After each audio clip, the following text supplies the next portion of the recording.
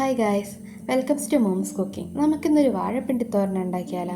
ഈ വാഴപ്പിണ്ടി തോരനായിട്ട് നമ്മൾ എടുക്കാമെന്ന് വെച്ചാൽ വാഴ വെട്ടി അതിന് ഏറ്റവും ഉള്ളിൽ വരുന്ന പിണ്ടിയാട്ടോ വാഴപ്പിണ്ടി തോരനായിട്ട് ഏറ്റവും അനുയോജ്യമായിട്ടുള്ളത്.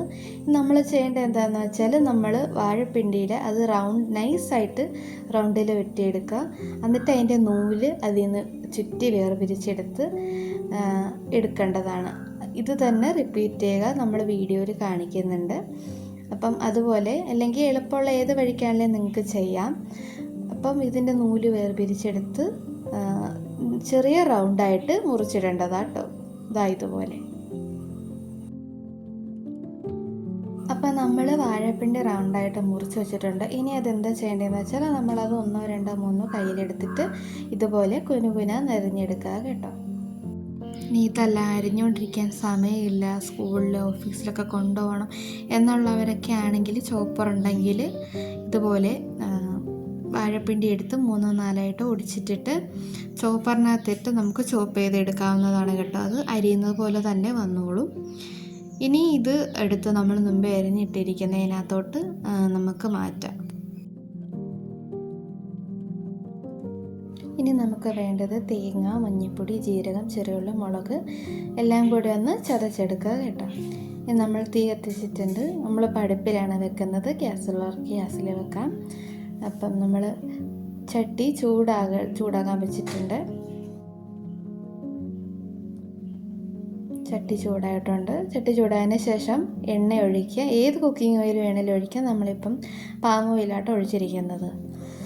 അപ്പം നമ്മുടെ എണ്ണ ചൂടായിട്ടുണ്ട്. ഇനി നമുക്ക് വേണ്ടത് 1 പിടി കടുകാണ്. ആ കടുക് നമ്മൾ ചൂടായിരിക്കുന്ന എണ്ണയിലോട്ട് ഇടുക. കടുക് പൊട്ടി കഴിയുമ്പോഴത്തേക്കിന് നമുക്കിനി കുറച്ച് കറിവേപ്പില ഇട്ട് ജസ്റ്റ് ഒന്ന് വഴറ്റിയെടുക്കാം.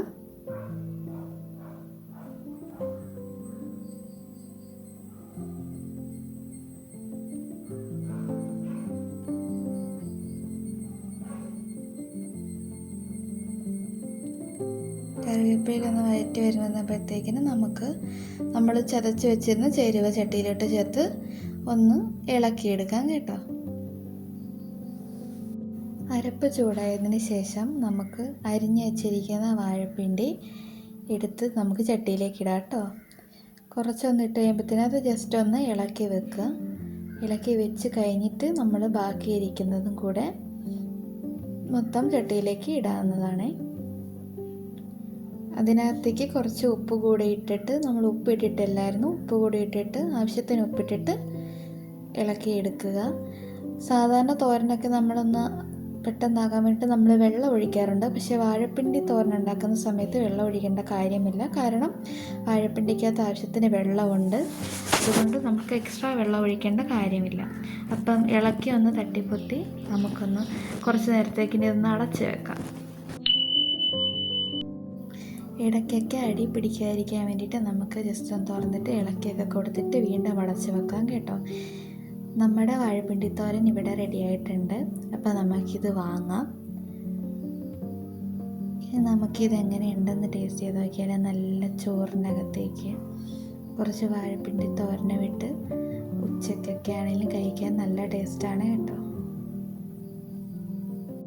അപ്പോൾ ഇത്രയുള്ള നമ്മുടെ വാഴപ്പിണ്ടി തോരൻ. ഉണ്ടാക്കാനും എളുപ്പമാണ്, നല്ല ടേസ്റ്റിയാണ്, ഹെൽത്തിയാണ്. അപ്പോൾ എല്ലാവരും ട്രൈ ചെയ്ത് നോക്കിയിട്ട് ഇഷ്ടപ്പെട്ടാൽ ലൈക്ക്, ഷെയർ, സബ്സ്ക്രൈബ് ചെയ്യുക.